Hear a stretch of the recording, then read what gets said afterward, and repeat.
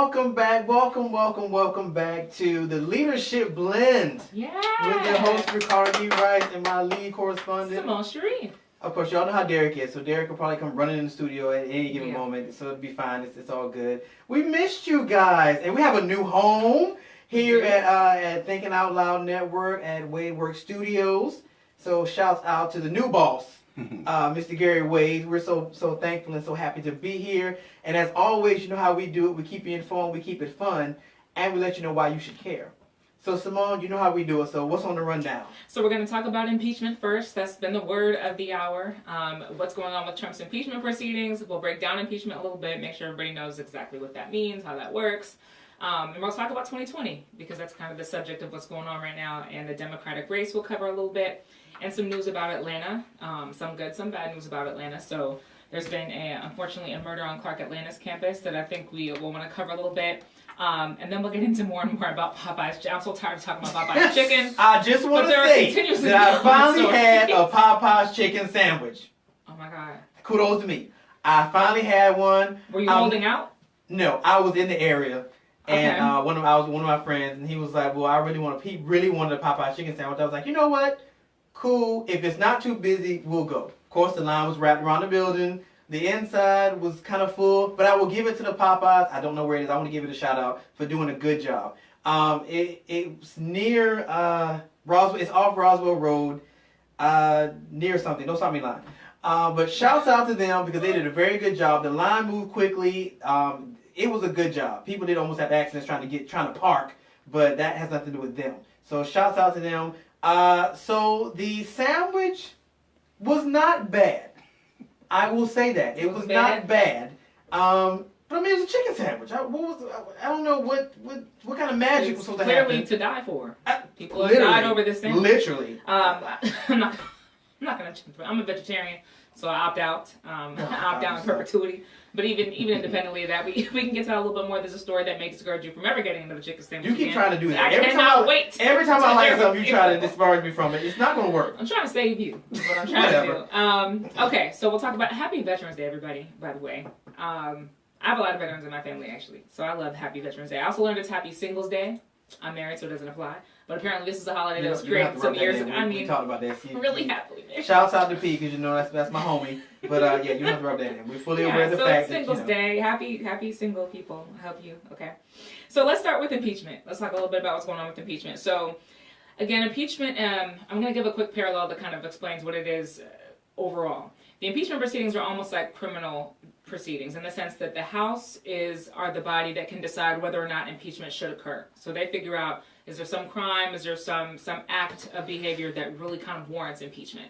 Then from there it goes to the Senate, and the Senate is basically judge and jury. If there are 2/3 of the Senate, then the sentence becomes officially removal from office. But impeachment really just describes the proceedings. It doesn't describe what the punishment or their sentence could be. So it could be that Trump is removed from office. It could be that he can never ever run for office again. It really depends on what he's ultimately found, what he becomes found guilty for. And again, that will be up to the Senate later on. So what's going on right now is kind of the first round. There are hearings that the House is conducting. The House Judiciary Committee, the House Rules Committee, to determine if there's enough evidence to say that the president committed some high act of either treason or bribery, high crimes and misdemeanors. You may have heard that term being floated around. Those are the things that a president can be impeached for. Now, impeachment is very rare. Impeachment has very rarely really happened in the presidential office, but technically, like federal judges can be impeached. So there's been 60 proceedings in U.S. history. 19 have actually gone through, and most of the time it's a federal judge. It's not necessarily the president. So in this particular situation, all the fuss is about one 30-minute phone call, essentially. That was the catalyst of this, that President Trump was on the phone with officials of Ukraine, the leader of Ukraine. We've given a lot of aid to Ukraine over the years, I think billions and billions of dollars. There was a bill to give another $391 million to Ukraine. For what? What is the issue? So this is foreign aid. The U.S. gives a lot of foreign aid, but this in particular was to Ukraine. So essentially, this bill was pretty much ready to go. The president put a halt on that and said, I want to talk to the leader first. So he talks to the leader of Ukraine, and what he essentially says is, you know, the U.S. has been very good to you. Very, very good to you. And it has not been reciprocated. Which is essentially implying, like, what's good. And so he starts to bring up a situation that he wants Ukraine to look into for him. Now, that situation is that Joe Biden's son, Hunter, had a cushy job some years ago working for a really big gas company that was owned by Ukraine. This company was accused of like embezzling money, fraud, lots of different sorts of things, and even the British government was actually investigating them. But Biden held a job there. It wasn't necessarily like a leader of this company. Doesn't mean he was involved, but he did have a paid position at this company that was ultimately accused of doing some really bad things. And when Biden was in office as former vice president, he actually did put an end to this company, and he took a lot of credit for putting an end to that company and said, "Listen, we're not giving you another dime until you shut down that company," and it worked. President Trump basically said that, I have a feeling that Biden doing that had nothing to do with corruption, had everything to do with him trying to spare his son's reputation. So I want you to just look into what really motivated former President Biden, to shut that down. That's what he asked this leader to do. So this would have been during the Obama administration, so prior to 2016. I don't know if it was the first term or the second term. No, in fact, 2014 is when it was. So the second term. So he essentially said, literally, "I need you to do me a favor." And then a week after that favor was either in progress or agreed to, the money was released. So basically that one favor, and we got to also consider that Biden is number one right now in the polls. Mm-hmm. So this is July phone call, July 25th, Biden was number one. He was considered, he was polling across polls as being able to beat Trump at the time. So Trump asking for a favor to look into something that his future opponent, may have done wrong is definitely a political favor. And that's what spurred all these conversations about impeachment and about him abusing his office for that purpose. So that's why we're here. We've talked about impeachment for a long time. I think we've been talking about it as long as Nancy Pelosi's been talking about it.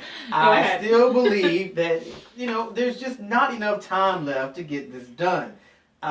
Everybody knows where I stand. There's still about 102 candidates still hanging on for this Democratic nomination. And I can say how I feel definitively. So at this point, I'm not even vested in the Democratic candidates because there's too many of them. We keep bouncing back and forth between who is the top three, who is the top two.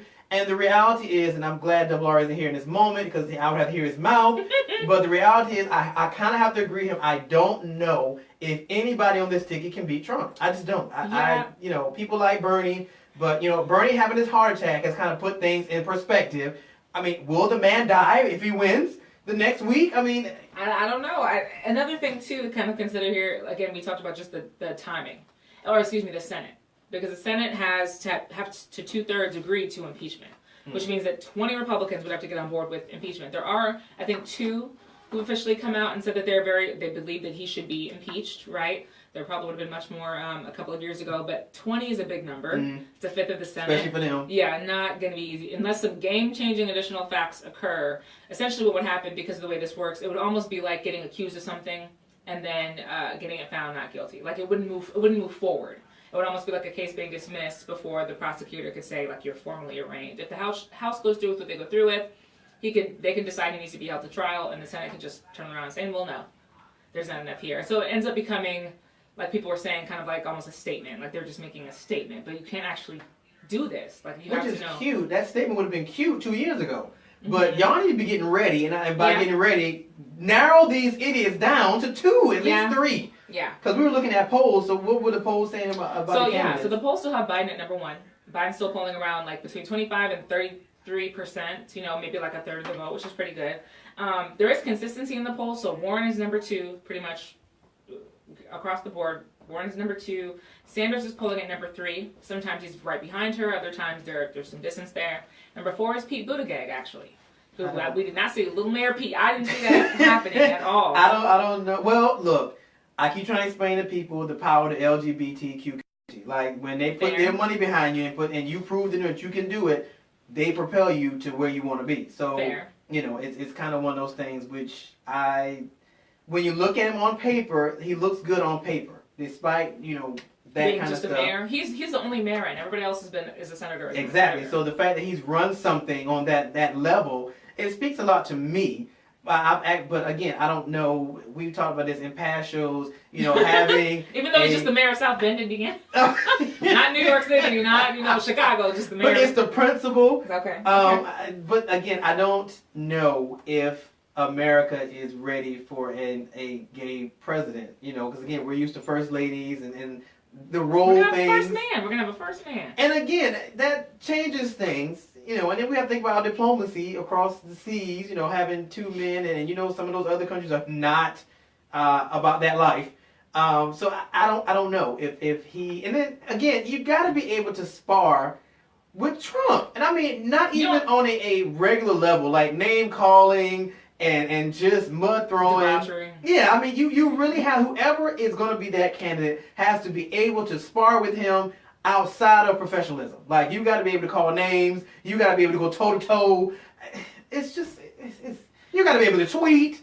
I mean, I don't think any of them. I think all the candidates can tweet. I don't think and do are two different. I think the country's gotten to a place where whether you're for him or against him, you kind of wait to see what he's going to tweet, whether it be dumb or just whatever. We've gotten so accustomed to him doing it. So whoever takes his place, unfortunately, I think that may have become a prerequisite for being president now. You got to be able to tweet. I'm going to defect and just be in that camp that I really pray that the next administration becomes boring again. I want politics to become boring again. I want it to become boring. I want it to become dull. I don't want it to become this sort of who can hit lower, who can outlow the next person. I'm praying I for would that. love for that to be the case. Unfortunately, I think that the mold has been broken. And I think that it's become, even though it's only going to be 4 years of it, I think that 4 years in the popcorn microwave generation that we live in, time we live in, I think it might be carved out. I just don't think it's coming fast enough. Like, and it's hard to take a lot of people seriously because this was talk in 2020 that there were all these people running for president, and then they didn't run. Mark Cuban, very disappointed. Dwayne Johnson, very disappointed. Because all they these people started doing the math, were talking about and they were running, like, and I don't want to do that. that. Kanye West. So now that Kanye is saying he'll run in 2020, I don't believe you. You didn't run in 2020. You said you're going to run in 2020. It's just... You make it sound like you want him to run. I would love for him to run. I would love for anybody. I would love for your neighbor, my mother. I would love for anybody to run if they're going to be president. You do realize that we want this to be better. Yeah. And I don't think it'll take much. I truly do not. Kanye West is liable to decide tomorrow that he want to go fly fishing and leave the White House. I mean... I love Kanye, but I don't think he's stable. I just really don't. At least he's a Christian. And is he? Yes, he is. You sure it's not just for this week? You sure it's not just for this week? We're not going to go there. Because you know he loves to change. 2 years ago, the man was sitting across from Trump with a Magna hat on, telling let's make America great. Yeah. Now all of a sudden he believes that Jesus is the Messiah. He's walking on water. I'm sorry. Yeah, you can actually believe both. He does fast. You can actually believe both. I don't think he does though. I think he does fast. But that said, he does have bipolar, and you kind of calling him a flip-flop, you're almost bordering on discrimination. Wait. Is he diagnosed bipolar? I believe he was diagnosed self-diagnosed? Officially. No, I believe he was officially diagnosed bipolar. I want to see the paperwork. I think he was. Now, anyway, that's a whole nother, we can get on that. I'm just saying, I want to see the paperwork. I want to see the paperwork because people have been self-diagnosing themselves, and sometimes it's an excuse. You're just 2 shades crazy, you need to go sit down with a therapist. Look, here's really quick, just to get back to this. There is a poll that actually came out on Vox that says that 65% of Americans believe that what Trump did was normal presidential behavior. 65% of Republicans. Oh, I'm about to say it can't be the vast. No. Okay. Say that what Trump did was normal presidential behavior. So if that's reflective at all of the Senate, chances are this impeachment is not going to go forward. But he can be impeached in the House and not the Senate, right? You can only be impeached period once. So it's a 2-part process. The House starts the process. The Senate again is like the jury and judge of that process. So it's almost like getting accused and not getting convicted if the House says yes, impeach, and the Senate does not decide to. The House kind of acts as like prosecutors in that sense. So, I think we got to push toward 2020. Get behind your people, give them energy. If you like Bill Weld, if you're libertarian, Who? Governor Bill Weld.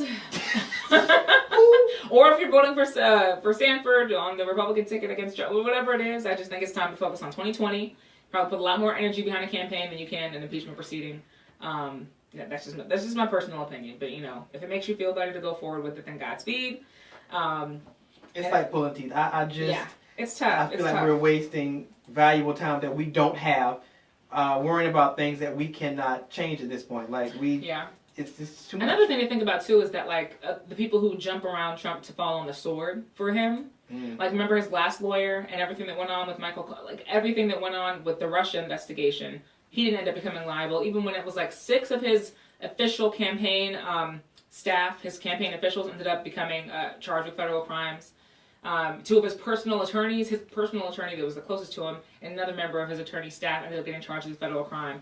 And now Rudy Giuliani, one of many people responsible for all kinds of injustice in New York City, including Khalid Browder's ultimate suicide and death, and who Trump's personal lawyer pro bono, just for the heck of it, is talking about the fact that he requested this report. So he's now, his spokespeople have come out in the last, I think as of this morning, and said that he was one of the people who requested that report about Hunter and Joe Biden came from the president's mouth. So I think he's almost setting himself up to take responsibility for this if it goes any further. It'd be very hard to indict someone for something if somebody else claims that they gave them the idea and planted the seed. So I almost feel like he's setting himself up to say it was me, knowing that he's a private attorney, nothing can happen to him necessarily. Because again, he's in no official White House capacity, but already he's dealt with foreign governments.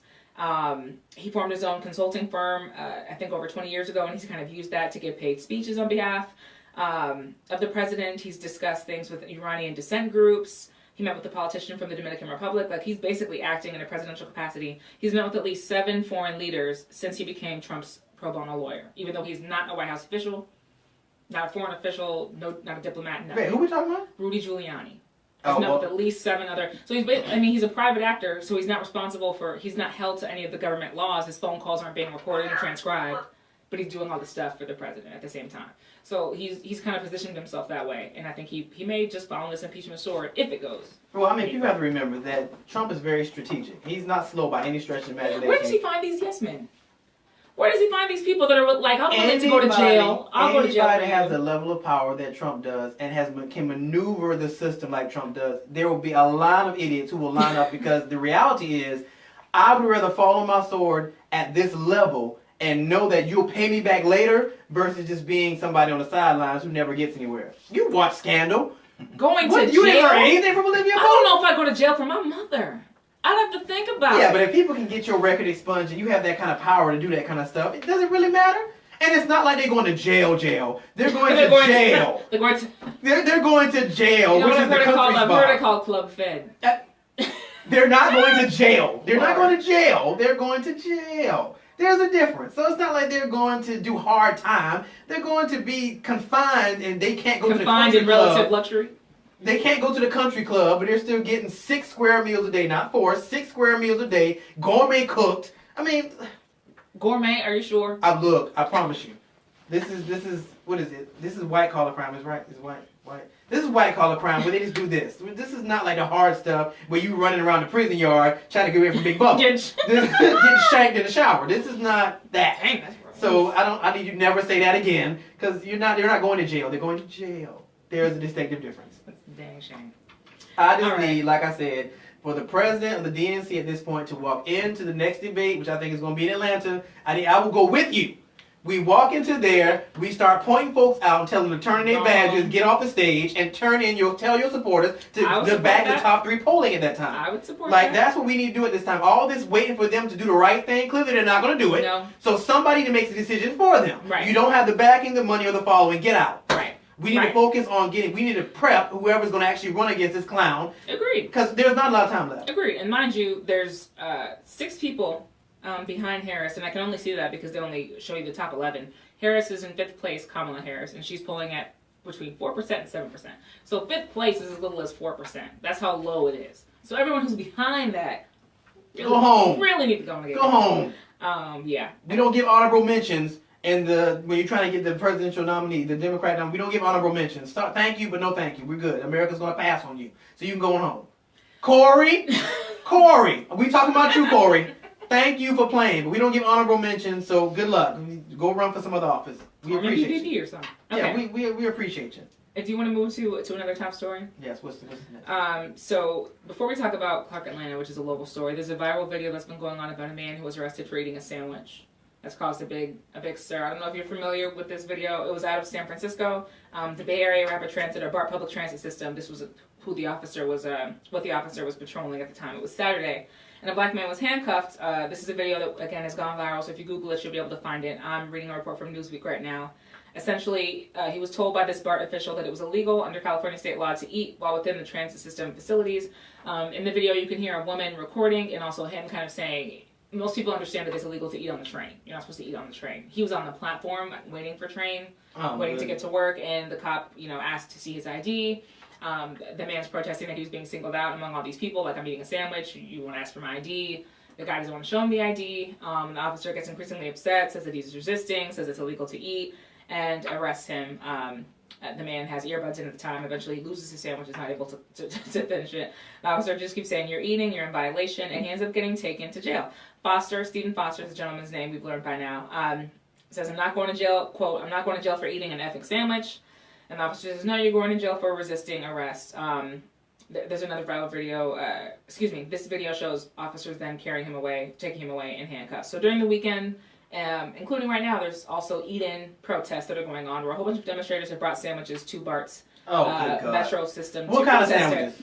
Are we getting look, these intricate details have become important. Are these Popeye chicken sandwiches? Are they getting them from Chick-fil-A, McDonald's? Who we eating? Like Joy Reid, MSNBC host, said we really need to address the over-policing of people of color. Mark Lamont also came out and said the same thing. He said this is not about a sandwich. He said, quote, "This is about black people being unsafe everywhere we go. Whether we're sleeping in an open area or we're eating a sandwich, so we're liable to be arrested." So that's what they said this was about. And I definitely tend to agree. It just kind of feels like out of all the things, this is a gentleman saying that the man went straight towards him, made a beeline towards him, walking past people who were drinking coffee, white men who were eating bagels and their muffins, and came straight towards me and asked for my identification. Do we have a picture of him? Yeah, there's videos and pictures. I want to see what he looks like. What does he look like? Okay, while I find that, can you explain why that matters? Because I feel like there's always been a stigma on certain types of black folks, which there shouldn't be, but there just tends to be. For one, I know that African American men with dreads tend to be, I don't want to say normal, but he looks like the average person. So that's. So, but just so everyone who's listening, can you explain why you're asking? I'm still confused as to why it matters. Well, no, it doesn't. But I don't know. There's certain stigma that goes with certain types of looks, especially as it pertains to African American men. It's never been fair, and it's never going to be fair. But for some reason, I don't know. They gravitate to guys that have dreads. They seem to be at the top of the list. They tend to gravitate to them because I think the connotation is the whole Bob Marley thing that they smoke weed, so it's an easy prey. They're one. I don't know, the color of your skin, darker skinned men. I'm starting to wonder if guys with beards, dark skinned guys with beards, are becoming racially profiled. I don't know, I just feel like the more rugged you look, the more intimidated they tend to be. It happened to Senator Tim Scott. He was talking about this, I think, earlier this year, and he made a statement. He's one of the only black, is he the only black Republican in office? He's been a senator in South Carolina for a long time. But no, my point, he was pulled by police officers. He's been a senator for a long time.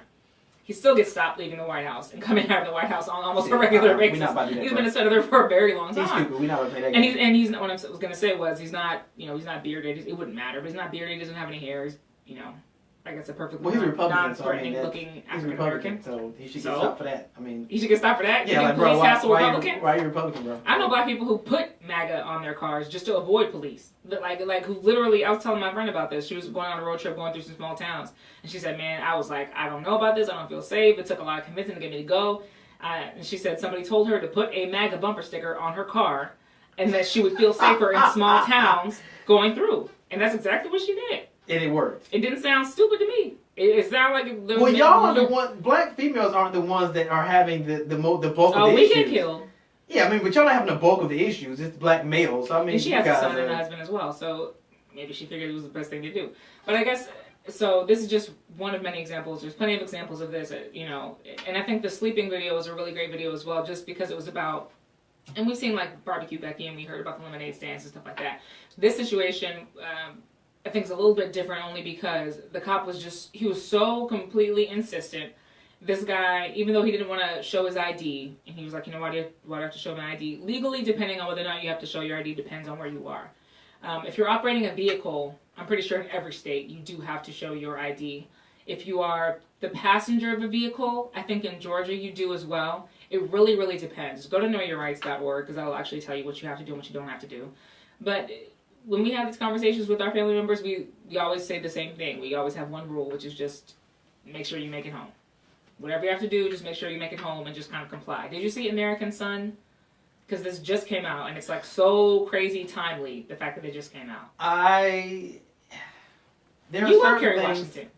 I do, but I love her in Scandal. I don't know what else. There are certain things I just really don't deem to watch. Why, Ricardo? Why? You be mad because I have still yet to watch... what's that other one that was big? No. Yeah, When They See Us? Yes, I have not. Because people kept saying how touching it was. I have to be in a headspace to watch sometimes movies. Why? Because I don't like the waterworks. Despite what people think, I'm a bag of emotions at times, depending on what I'm watching. And, you know, when people warn me about... You're supposed to be emotional when you watch people, No, I don't need that. Like, sometimes you have to fight. You don't have time to be sitting on the sidelines licking your wounds and crying. And, you know, for me, I have to be in a headspace to watch a certain thing, and that's just not on the top of my radar. And the Kerry Washington movie, when I turn on Netflix, it's the first thing that pops up. Yeah. And I go past the She-Ra. I'd rather watch cartoons and be happy. I want to be happy. So I watch cartoons because it makes me happy. Not bury your head in the sand which shouts out to Rick and Morty, which came back on last night. Woohoo! So yes, I did watch that over Housewives. But I'm going to give a quick overview of this because, and I wish Double R was here to talk. Well, he may be wrong about it. So American Son, American Son was. I was only hesitant to. It was hard for me to get through. It wasn't. I don't think it's necessarily as emotional as other things. It was probably much softer than When They See Us or than the Khalid Browder story, Lord knows, which is still on Netflix, and you really need to watch that. I'm not watching it. You really need to watch that. It's one of the worst cases of injustice show. Anytime I need to watch, I'm probably not going to watch. But American Son was different because it was a story, right? It's not a documentary about a real life situation, so there's some cushion there if you just worried it's going to be too real for you. Technically, not real. In addition to that, Kerry Washington, so she's the main character. The whole scene takes place with her being at the precinct, waiting for answers about what's going on with her child who never came home, her son, who's biracial. Her Caucasian ex-husband shows up at some point. You know, it looks like he's leaving the office in his shirt and his slacks and trying to figure out what's going on. And, you know, tried to use his white card to talk to the other officers at first. But then they just get into it and have a lot of deep dialogue. So the whole thing it's about a lot. It's about white attitudes towards black people. It's about interracial relationships between white and black people and the disconnect about color and just people who can innately understand, people who cannot understand. There's a lot about stereotypes and what we look like. And he goes into the fact that, you know, since he left the house, that his son has been going through some things and been troubled by it. That his son started, I guess, dressing different or growing out his hair, hanging out with different people. That his father's like I didn't approve of any of this stuff. I forgot his name. Scott? Some probably Bill. His name was probably Bill. No, some name like that. I can't remember. No, her husband in American Son. That's what I'm saying. His name's probably Bill. Probably Scott. Or Dave or whatever. But the point is, he just can't believe what's going on with their son. He even makes a comment at one point that, you know, I let you pick his name. I let you call him Jamal, which I did not want. He said that's probably the blackest name you could have picked, and I let you call him Jamal. Really is. But anyway, it's a really good movie. It's not as emotional. It's really kind of just like putting everything that's been a part of these headlines and these cases and these names we keep hearing about, all those issues, is kind of throwing them into one pot. And it's a really good performance, and Kerry Washington's great. So definitely think it's worth a shot. But yeah, Stephen Foster, I don't know what this current status is. I don't believe he's been released from custody because that wasn't what Newsweek reported this morning, but just gotta be careful where you eat your sandwiches, I guess. I think that's the only moral of the story. I mean, there's no other moral of that story. Well, since you're talking about sandwiches, didn't you say there was something about Popeyes and a rat? Yes. So, fortunately, I just a disclaimer. It's probably not gonna stop anybody from eating them, but yeah, I don't think it's gonna stop anybody. I don't have a weak stomach. I truly don't. My wife does. I can usually eat whatever I'm eating and be totally unbothered by whatever I see.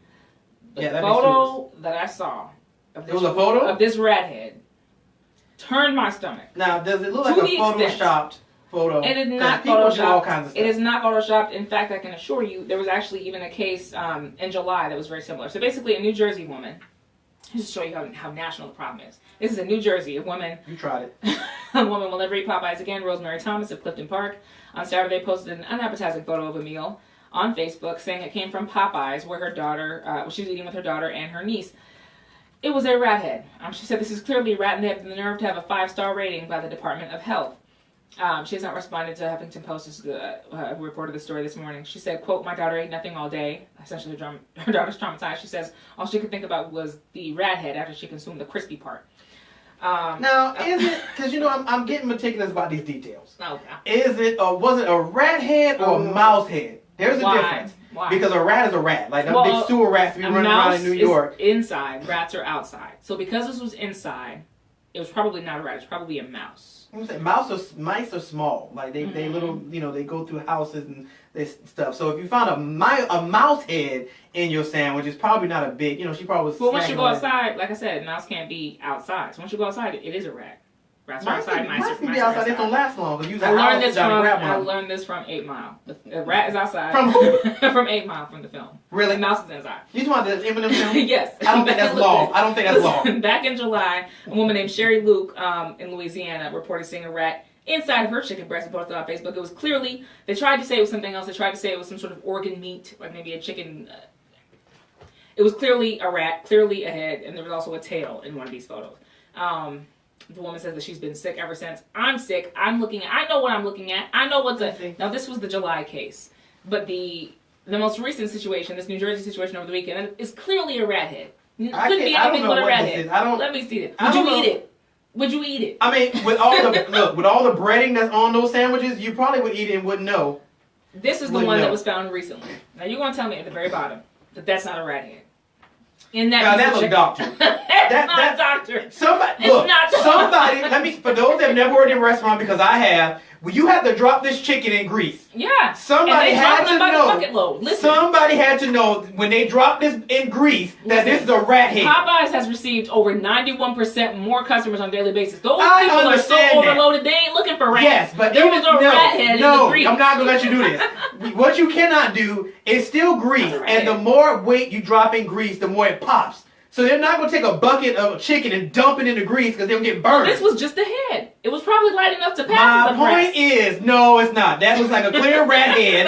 And if I saw it and I was trying to cook something, I would notice that that's a rat head. See it. I'm telling you, these staff are overworked. They got these people working overtime. And I'm telling you, as somebody that has worked in the back, it's a rat head. that you can't miss that. That's an absolute rat head, and somebody should be fired because there's no way you can drop that in grease and even when you pick it up the basket up and you shake the basket. You cannot tell me that you can't see that rat head fall out the basket. Here's the thing. No, I'm not done yet. Even when you go to dress the sandwich, you got to take it out with the tongs and put it on the bread. That's a lot of not looking. Here's the thing. Everybody on the fry line should be fired that day, and the grease dropper should be fried. You cannot tell me you didn't see that rat head. Even if some employee got it in their mind to go home, get a rat head, procure it, and specifically put it on the sandwich, I'm glad they did it. And I'm very glad they did it because I'm sick of this foolishness. I'm sick of people getting killed over sandwiches. I'm sick of people taking us to the worst corners of white racist people's imaginations and acting like people. The Boondocks predicted this. Oh my God! Are these really? 10 years ago, they predicted that this would happen, and it has happened. If that's the case, and you should be ashamed, people, ashamed. If that's the case, MLK is rolling in his grave. Stokely Carmichael is rolling in his grave. We are messing up. So I hope that they find a rat, and I hope they shut down the entire operation. I truly do. See, the problem with your ideology, and this is part of your light skin privilege. The problem with your ideology, I went there. The problem with your ideology is, if I was to do the math on Popeyes, half their owner-operators is franchises. Half their owner-operators are probably African-American individuals. Mm-hmm. So to say shut down the whole operation... Shut it down. That's probably a lot of black folks who will be out of work. That's that light skin privilege you got. I just wanted to point that out. Listen. What? I believe in small business. I believe in entrepreneurship. I definitely don't want people out of work. What I do want people doing is not waiting 6 hours for a piece of meat that costs $6 that you can definitely take over to your local grocery store. Let me turn the tables on you. Let me turn the tables. It's unnecessary. It's uncouth. Let me turn the tables. I don't want us doing it. Let me turn the tables now. Have you been a slutty vegan? I'm a vegetarian, and yes, I have. Vegetarian. Have I been to slutty vegan? Yeah, slutty vegan. No, I'd like to go, but no, I've not been. But I've heard there's lots of lines there too. There lies my point, and a lot of black people. But the second somebody gets shanked, they need to shut it down. The second somebody was killed over a Popeyes. The second somebody dies, they need to shut it. Well, probably more the what? The murderous variety? No, I'm just saying they're probably a little more urban, and and Popeyes in more urban areas, and you get into slutty vegan, which is it's. I don't go to. Shouts out to Pinky Cole, by the way. Interviewed her a couple weeks ago. Love her. She's amazing. I look forward to her being on the show. But slutty vegan, and I said this when I interviewed her. I was like, black folks tend not to eat well. So the fact that you can get African Americans to stand in line for 3 hours to get a vegan burger that's full of lettuce and tomato, kudos. Yeah, I mean, and there are plenty of healthy spots. There's soul food vegetarian spots all over Atlanta, like several of them. I have a problem with that. It's good, but the point is, I want people to stop. Nobody should be in line for 3 hours for anything. They just shouldn't do it. They do it on Black Friday when they want a TV from Walmart. It's stupid. It's it's ridiculous consumerism. So you've never gone to Black Friday to get a TV? No. Well, I forgot who I'm talking to. No. Listen, the few times that I have gone to a mall a couple of times, especially when I was working there, but I was not going to wait around for hours to spend my money. I was not going to do that, especially on fast. Come on, people. Come on. People have a craving. There's other options. People have a craving for a chicken sandwich. It's worse than that. It's not just a craving. It's some sort. It's an itch. So now they have crack. It's unacceptable. Well, Don't let yourself get done like this and get played like this. So there was a video that me and my wife were debating about too. Real quick before we wrap, this McDonald's situation, and I don't have the full report in front of me, so forgive me, but I'm sure most people have seen this woman getting blendered.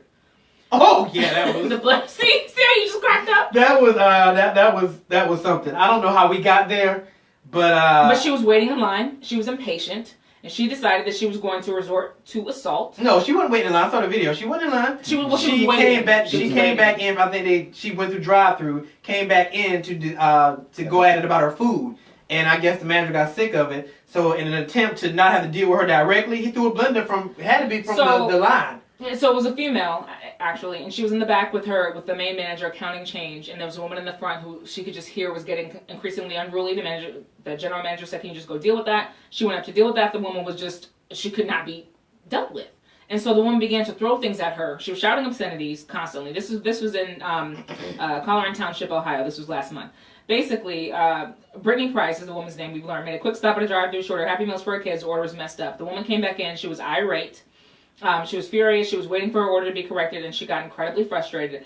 She says now that plenty of people were frustrated. It was not just her, but you could see this woman in the video picking up ketchup packets over the counter and chucking it at the employee, and picking up apple slices and chucking them at the employee. And I guess the employee, she did attempt to turn around. She got up, turned around. I guess she felt one more apple slice hit the back of her head and decided that she'd had enough. She picked up a blender, chucked it perfectly, hit the woman dead in her face. I mean, literally. I had to watch it 3 times. I was like, is that a blender? And oh my God. The woman tried to get back up, could not get back up. She had a shattered cheekbone and a broken nose. She's had surgery since this happened. And now she's complaining the woman did lose her job, which she actually came out, this employee, and said she loved her job. She regrets that she no longer has her job. She regrets that she picked up a blender. I believe she probably just picked up whatever she saw. And people can only be hit so many times with apple slices. I'm not going to pick up an apple slice and hit you. I'm going to hit you with whatever I can find. This is one of those moments where I seriously wonder, what are people thinking? It's one thing for you to throw some ketchup packets at me, maybe some apple slices that are probably in a little packet because I have kids, so Imagine how furious you would be. For you to consciously pick up a blender. Yeah. And that's not my first instinct. She wants to play. That's not my first instinct. I worked at McDonald's. So my first instinct would be to maybe pick up a handful of bags and just throw the bags so then they'll spray everywhere. Or maybe the thing that holds the sauces, I may throw that. But to throw a blender. She picked up a blender. I gotta unplug it. She was going to enter this right now. I have to take the blender, pull it out the wall, and then chuck it over the counter. Remember, they're closing. I think they're closing down. She's counting change in the back. So the blender I think she picked up whatever was freely available to her. Now, mind you, this woman threw more than one thing. She was acting ugly. These are light things. Ugly. These are light things. So it's okay to lightly assault somebody? You shouldn't be assaulting people at all. But I'm not going to. I think she took it to the extreme when you throw a blender and hit somebody in the face with a blender. And she may not have been. The woman maybe she just got aim. She just had that aim. But I'm not. A blender is heavy. I'm not going to pick up a blender because as I lift it up, I'm like, this is kind of heavy. This might do some real damage. Let me get a little light. And then I'm scared of jail. Who thinks like that? I do. If you're upset, so you telling me you would grab a blender? I know. I'm telling you, I grab whatever. That's just the mind. You just grab whatever. But your mind should change when you pick up a heavy blender and go. I'm gonna throw it. By then it's left my grasp. No, by then it's already on its way. I'm scared of jail. I'm scared of jail. So anything's gonna leave a mark, I'm not throwing. Here's the thing. I'm not thinking like that if somebody is degrading me the way that this customer was degrading that woman from the other end of the counter. Like, she just looked like, for you to even comport yourself that way. And the thing, she was getting kids meals, right? So now your kids are seeing how you act like that. So now they're getting that impression that it's okay to speak to people like that just because you're waiting. They probably were in the car. It was repulsive. And so I think that it could have been a great teachable moment for her. Treat people with respect. Quit acting out of character and letting yourself commit felonies, essentially, and assaulting people over a damn happy. Now, let me make this distinction. I am not by any stretch of the imagination saying this lady's right. I'm just saying you cannot throw a blender over the counter at McDonald's. I think you're going to learn. She's going to learn today. That's how I feel. I think the woman lost her job, which is incredibly unfortunate, and she's going to have to Well, that's. I think that's punishment enough. I think she should have made her go to anger management class. That's some serious anger to throw a blender. Which one has to go to anger management? Actually, both of them. Nah. But I'm just saying that's some serious anger to throw a blender. Like I'm concerned. I can make some other connotations on that, but I won't speculate. But that's the problem. But on that note, I'm going to segue because this is becoming a thing.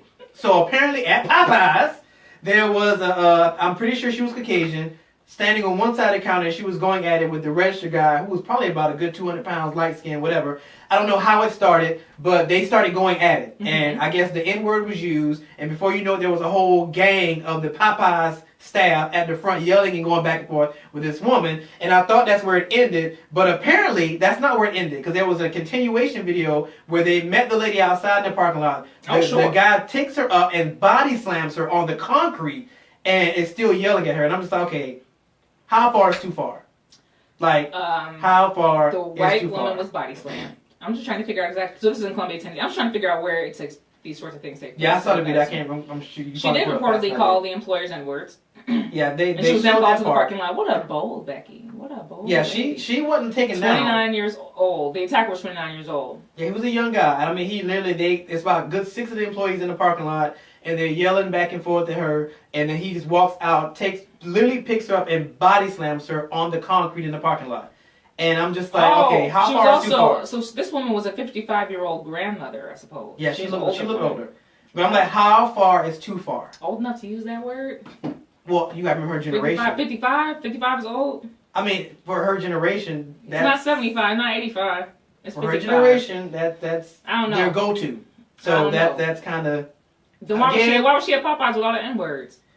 I don't know why she was at Popeye, because there was a whole bunch of Ty Kims and Riri's up there at the counter. So I was like, what neck of the woods are you in? She was probably she was looking for. Maybe she thought she sounded like she was looking for a problem to me. She was lost. She got Alzheimer's. Maybe she thought she got 55 is not old enough for me to feel, but so bad for that.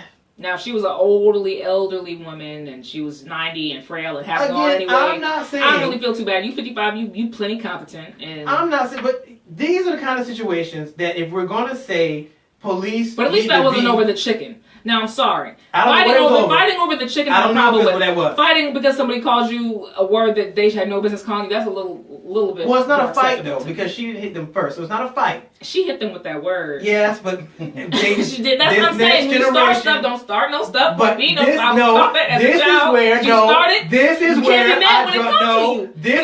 draw the line. Don't look shocked. Don't look shocked. This is where I draw the line, because when we say, oh, you know, they didn't stop killing us in the street, blah, blah, we cannot put ourselves in a situation where we could be harmed. Now, if she called the police... I'm not going to walk in an Irish pub and start calling people honkies and all kinds. I'm not going to do that and then be shocked. But if they do it... I'm not going to do it. If you decide to go up in there and start name calling, the likelihood of them hitting you is not very high because they're going to think about it first. No, I think they'll go back and forth word for word with you. It's high. But no, they're not going to hit you, or they're going to figure out some other way to do it. Well, look, just quick little public service now. Quick little PSA. If you play around, you will get hit. That's the problem. Nobody thinks they can be touched. Nobody thinks they can be touched. No, the issue is... This woman thought that she was going to McDonald's and she figured she's the customer, so she thought the employee could not be touched. And she was wrong. You can be touched. I don't care who you are. You can get touched. Fine. But the issue with that is, on the other side of that, the police are called and you hit them first, that's all they're going to see. And they start drawing guns and shooting.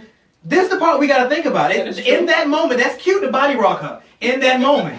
But if she had called the police and the police showed up and somebody recorded it, so I'm sure they would still been there, and they watched the video and they start drawing guns and people get shot, where do you stand on the side of the law? That's where my issue comes in. That's where my concern comes in. Y'all have got to stop being this impulsive, because what happens on the other side is the scary part. Police come, they start drawing guns, and they look at a video, and they see you in handcuffs, or worse, you got to stop doing this stuff. She called you the N-word, it's terrible. Okay. I hear you. But I hear you, but at the same time, I feel like it's called, play stupid games, win stupid prizes.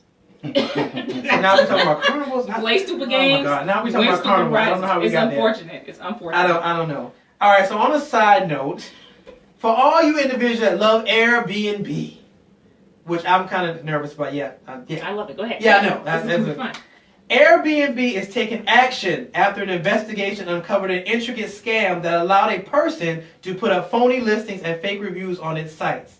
The company says it'll review each of its 7 million listings by December 2020 to vet the accuracy of photos, addresses, and listing details, as well as to inspect for standards such as cleanliness, safety, and home amenities. Just last week, 5 people were shot dead at a Halloween party in an Airbnb rental in Northern California, and the company says it's cracking down on unauthorized parties.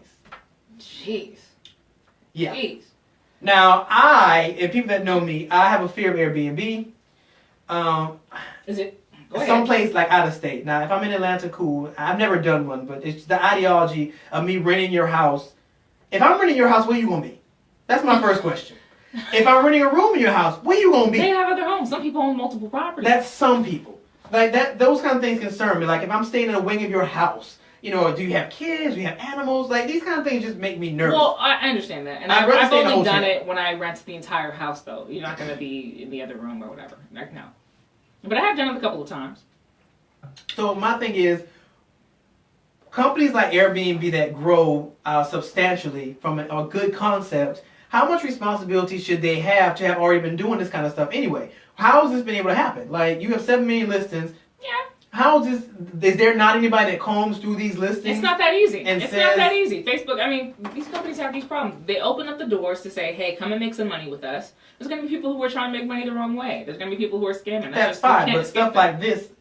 It's easy. It's probably really easily done. The same thing happens on Amazon. Amazon had to crack down because people would like buy their own products and post their own reviews from like different email accounts. They still do that. Well, okay, but yeah, but you ain't hurt nobody doing that. I mean, that's not. I guess the idea, but it's fraud. Yeah, but we talking about this level of fraud where people. I think it's actually one of my interns was telling us a story about how she did Airbnb and got a knock on the door, and it was the police telling that the Airbnb was not authorized, or that place was not authorized to do Airbnb. Right. Like how is this stuff now happening? That is preventable. That Airbnb needs to work on. Like they got to make sure people aren't listing properties that there's clearly HOA. You're clearly not allowed to do that. It's going to take a little bit of work that they can't control. But in this situation, it's like one thing that I know has come up and that I do think is worth being cautious about is that most people with these properties have cameras everywhere. And so if somebody decides to leave cameras in the bathroom so they can check you out later, you know what I mean? Like that's the kind of, I mean, you may just have a peeper on your hand.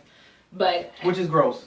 I'm just saying that. I'm gonna tell you now. But people also want to protect their property. I'm gonna tell the peepers now. You can get eye food because I'm a home nudist. I'm just saying. I'm a home nudist. You can get eye food. People also want to protect their property, so they also want to know, like, if you're bringing a dog in, but they have a no dog rule. They want to know if you're having a party when they said, you know, no more than 3 folks. Like, people also want to keep an eye on their property. Yeah, but how much is too much? I don't know. My wife isn't comfortable with it. I'm not totally comfortable with the idea either, just because there could be cameras. There could be cameras I don't know about. It's creepy. It's just creepy. But I love that people are doing it, you know what I mean? It's got to be very convenient. There's definitely times where it's like hotels are sold out, so what you're going to do, you know, you could make some money that way. But I don't think I'll ever do it again, personally. I just don't think I'll ever do it again. Hotels just provide too many conveniences. They come with the mint and the pillows, and it's too many conveniences for me not to, you know. And I don't have to, I'm on a hall with 20 to 25 other rooms. Where I can complain about things. Exactly. I don't have to, you know, be sleeping with one eye open because I'm sitting on one wing of your house and I don't know where I hear footsteps down the hall and I know it's just me. I don't have to worry about those kind of things. It's just a lot more safer to be in a hotel for me. And it could be the old mindset because I am 40 now. It could be the old mindset. The thought of it is just a little bit, it's a bit much for me. Of both. Now, I do believe there's some great Airbnbs. I'm sure. But especially the ones that are like $10,000 a month or like those ones, I'm sure those are really, really nice. But at the same time, I think it's great for you if you're the type of person that's like, I just want to feel like I'm at home. I don't want to feel like I'm at home. Yeah, I don't either. I want to feel like I'm I don't want to cook nothing. I don't want to do that. I want to open up the mini bar. I'm not looking to have, you know, all the home comforts. That's the first place you went to was the mini bar. Oh, yeah, first thing. I'm concerned. I'm really concerned. Okay, I hear you. All right, so on another story, which I was quite concerned with this when I saw this one. Okay. For the first time in nearly 2 decades, scientists have discovered a new strain of HIV. The virus that causes AIDS has different strains, and it has the ability to change and mutate over time. This is the first new strain identified since the guidelines of classifying subtypes was established in 2000. About 37 million people worldwide are living with this virus. Identifying a new strain provides a more complete map of how the virus evolves, says Dr. Anthony Fauci of the National Institute of Allergy and Infectious Diseases. I thought it had been a while since there was a big, major medical scare. Well, I figured. Because remember they were back to back to back to back to back, and I feel like, you know what, it's been pretty pretty safe ever since the big old measles outbreak, and I was like, it's been a long time. It's been at least 3 months. Well, this is the thing that concerns me about all of this. It's like when we talked about the measles outbreak a little while ago. It was more than an outbreak because they were quarantining people in New York. Oh yeah. So we're hot and heavy with stuff, and then all of a sudden it just disappears. Like you were at the point you were nervous about letting people out of New York because the measles outbreak was so serious, and then a month later we hear nothing. There has been a Cobb County case reported for measles, by the way, as of this morning. Well, there's been a lot of stuff circulating around Cobb County. Apparently, they were concerned about West Nile virus coming back from mosquitoes. Sex trafficking. Oh, God. It's huge in Cobb County. Huge. I don't... They're wrapping people up. Basically, they're looking like missionaries, passing out Bibles, pretending to... Really? The most blasphemous thing I've ever heard of. Yes. They're roping people into the world of underground sex trafficking. Exactly what they're doing. Well, I blame strippers. Excuse me? I blame strippers. We're going to come back and we can have a different conversation about this. Because I'm not going to allow... I'm just saying, sex sells. And when you have strippers over at Magic City... So is it strippers or is it the customers? I want to finish my thought, thank you. When you have strippers over at Magic City making $1,000 or more a night... And, I even thought about dropping like a hot a couple of times on somebody's pool. They're making $1,000 a night, if not more. Pay all that, for real. Look, why you playing? They really don't. While you now, playing. Other things that do. Was a story written other by things do, but not stripping. Not since the 90s. You don't make that kind of money stripping. You're going to have to do a lot more than that for some $1,000. I'm trying to, look, people go to strip club religiously. From corporate I do too. people. I told you I interview these women when I go to strip clubs. I ask them questions like that. You never they all say the exact same thing. No, you don't make that kind of money that way. There's doors where you can make that kind of money. There's what places you can go. What strip club were you at when you were doing these alleged interviews? I have been to Magic City.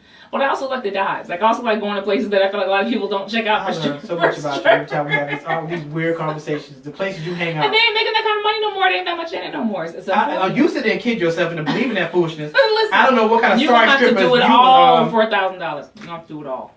I don't know what kind of sorry strippers you were interviewing. It's the economy. But I'm telling you, they did a story on it. It was a legitimate story. Mine was AJC. And they were saying that strippers make over $1,000 a night. Now, if I didn't have morals, and if I wasn't scared, somebody would take a picture of me sliding down somebody's pole.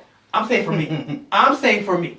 If I wasn't scared, somebody would take a picture of me sliding down somebody's pole. I probably would do it because of the money. I'm just saying. But this sex trafficking thing, I don't know. I don't understand. Like, I don't get. They get money. You pay per girl. They use women as bait. That's what's become. And it's the kind of thing that I feel like you see in horror movies a lot, but it's an actual tactic that there's a woman on the side of the road, she has car trouble, oh help me or whatever. She just uses bait, and then before you know it, there's 6 dudes, you in the back of an unmarked van, and never heard from again.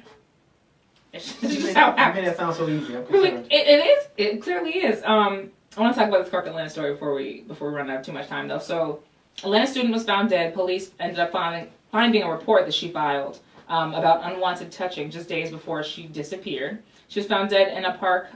She described unwanted kissing and touching going on days before she went missing. The man she filed the report against now was one of 2 people that have been accused for her murder. She was 21 years old. Her name is Alexis Crawford. Vanished from her off-campus apartment over a week ago and was found dead in a park near DeKalb County.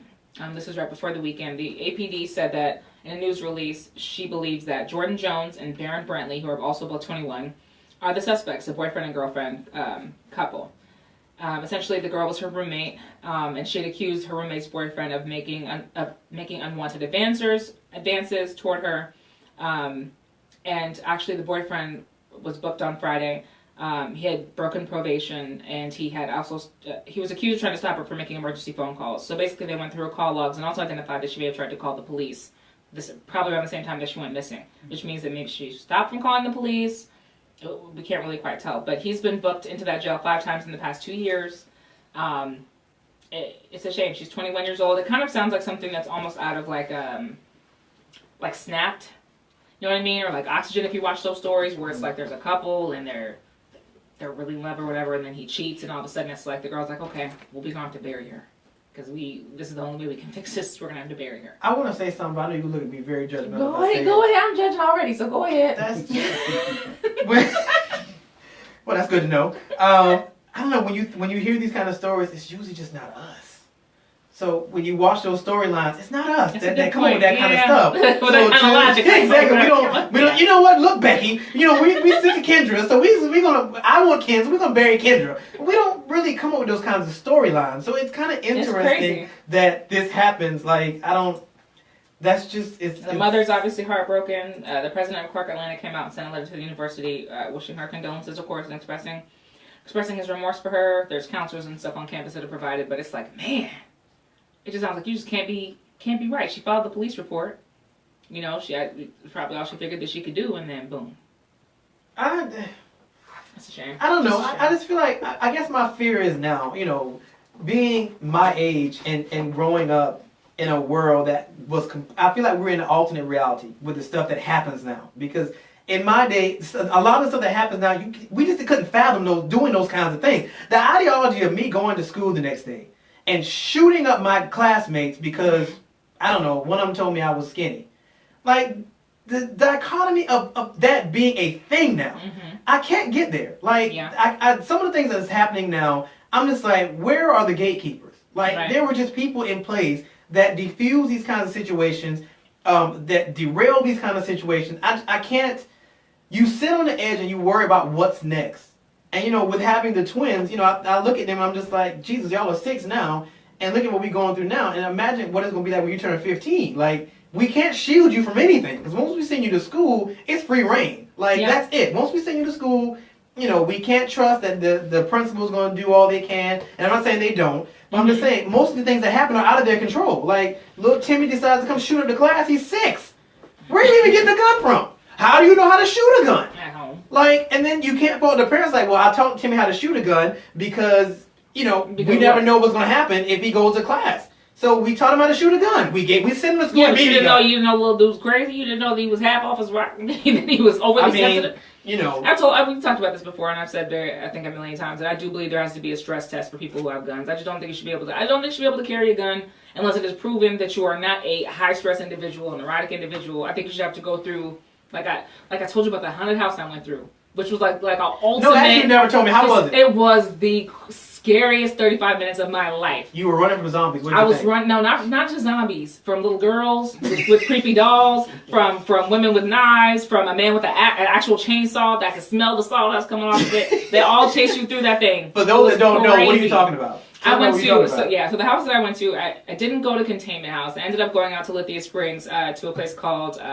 Fear of the Woods, which was, That's your first mistake. was 35 minutes long, and it was nonstop. There was a claustrophobia part where you had to like crawl through a mattress, basically. Oh no, ma'am! No, ma'am! I'm so intense. But I'm so proud of my. I mean, there was like so you know how creepy, like all the creepy stuff you can think of. Some people are like, when you sleep, do you leave your closet door open? I don't think about it. Okay, well, some people don't do that because the clothes, like as you can see them hanging at night, it can become kind of. So there was like a long hallway full of clothes, and it was just a black hallway, and you had to like walk through it. And obviously something jumps out of the shoe. I would have a stroke. It was awesome, but basically, we were talking about guns. I was saying, I think people need to be stress tested.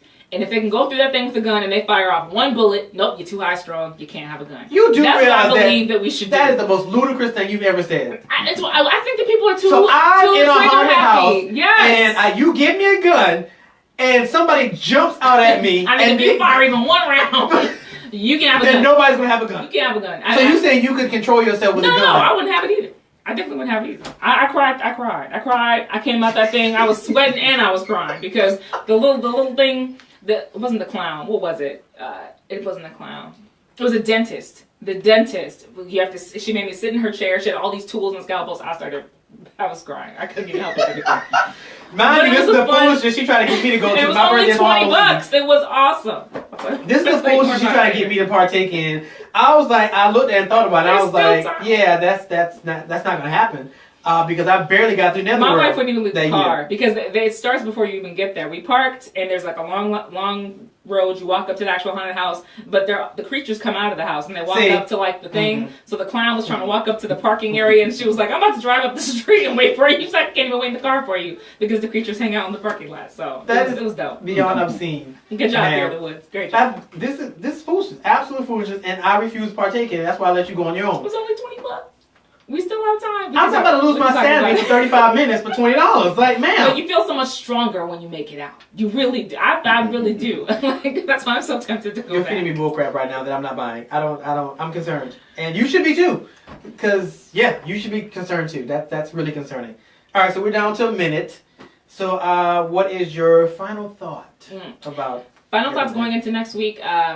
The debates are not going to be for a little while. I'm not going in person. I'm just not going to do that to myself, but I'm going to watch But it's actually in Atlanta this time. But yeah, I'm not going. I am going to, however, two things to be careful of. President Trump is supposed to be coming to Atlanta. Again? Yes, in the near future. So be mindful of that. Be mindful of Secret Service and all that stuff that's going on. But also keep watching the polls. I really want to see if Biden and Warren are able to make themselves clear front runners. You know, out of the Democrats, I'm not a Democrat, but if there was one I went to pick, it would be Warren.